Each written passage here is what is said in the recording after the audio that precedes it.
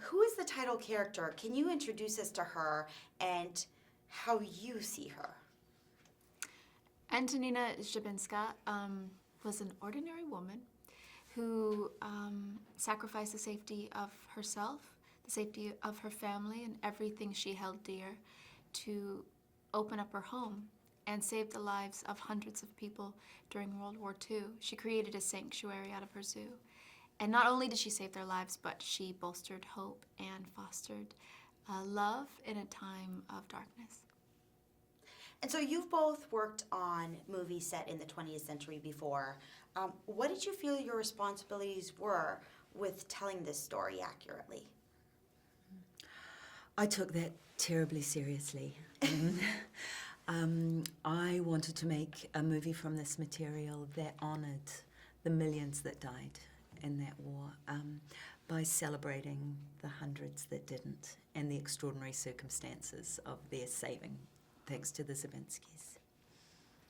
Were you both interested in the script right away? How did this all sort of come together? For me, the page one of the script ended with Antonina is seated in a rocking chair feeding 2 lynx kittens. And I wrote to my agent and said, listen, they had me at lynx kittens. Yeah, I was so enthralled by her story, and I found it very contemporary and a good reminder of what we can do to help others. I really wanted to work with Niki. I've been a huge admirer of her work, and so for me, it was a very quick yes to do this film. And of course, the movie came together with female writers and predominantly female producers. How did that redirect energy before and during production? You know, for me, it's wholly natural. There's nothing. For me, it wasn't extraordinary. It wasn't a political act to bring so many women to this project.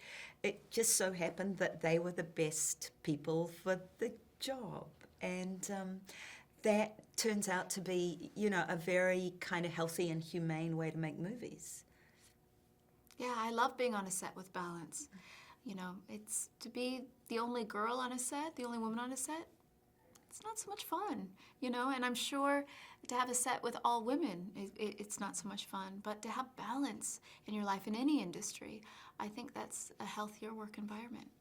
What was it like having Johan Heldenberg and Daniel Bruhl in this film? Oh, they're heaven, those two. Very different. Yes. So different. I mean, for Johan Heldenberg is a revelation. I'm so happy that this will be the movie that introduces him pretty much to a worldwide audience. He's like an old-fashioned movie star. He's so big, he's very masculine, but he's emotionally and just totally open. Yeah.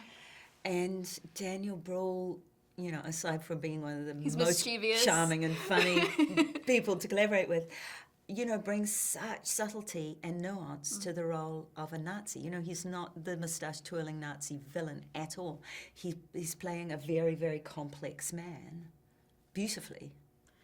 It is a very complex story and yet very heartbreaking, and there's so much emotions that go within the film. With that said, how did you prepare for the role? I mean, you have quite the accent, and it's such an amazing portrayal of Antonina. I started with the novel because that's based on Antonina's journals, and that was so insightful to me to hear from her own words the experiences she had. Then I went to the Warsaw Zoo, met with Teresa, Antonina's daughter, and got to ask her questions about things that weren't in the novel. I said, if your mother was an animal, what kind of animal would she be? Things like that. She said, a cat. And so little things that helped me develop the character. I went to Auschwitz because it was important for me to feel the energy of that space. I worked with people who dedicate their lives to working with animals, and because I wanted... And you learned to play the piano. I learned to play the piano. All of that wasn't enough. And then I worked with Joan Washington, who's an incredible accent coach, who helped me find the voice of Antonina. Because of her femininity, I wanted to pitch the voice up, and I also wanted to have a Polish accent with a flavoring that Antonina is not from that world. She is a refugee.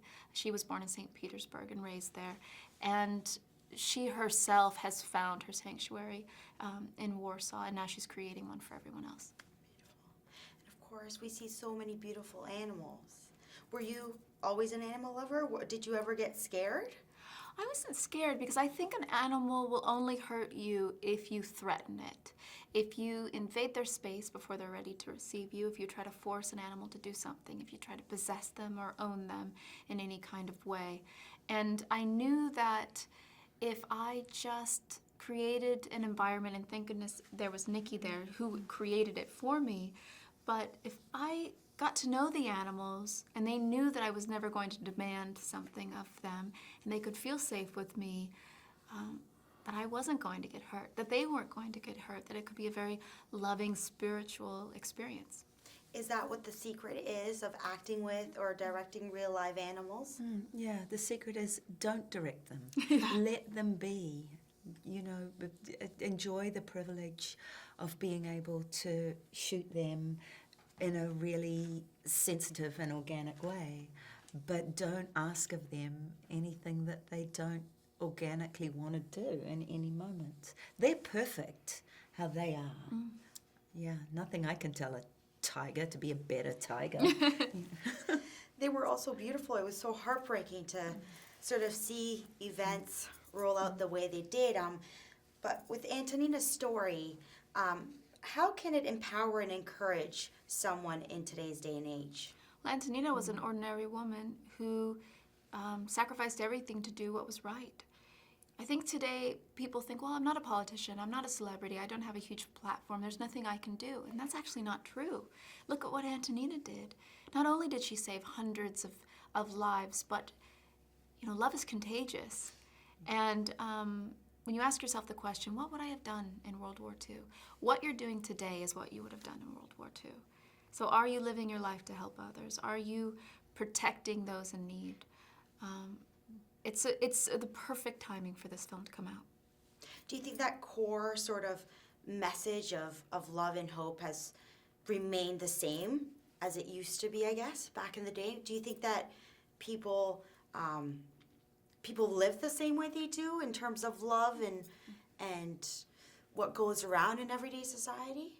Oh, I think we're being particularly challenged at the moment, and with 2020 hindsight of history, you know, you don't have to look very far at the moment to see events in 2017 that terrifyingly closely mirror events in Poland in the late 1930s.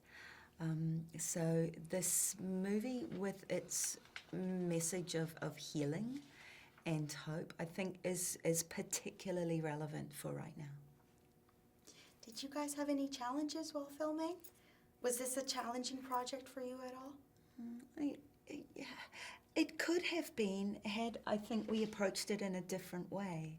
But the fact that we did approach it as organically and authentically as we did meant that, you know, every day was a good day at the office for me. I was so blessed to have her. So blessed. We're a good team, you and I, Niki. That's right. No, it's true. It just felt like every day, because she created a space to see what was around us, it left space for those little miracles to happen.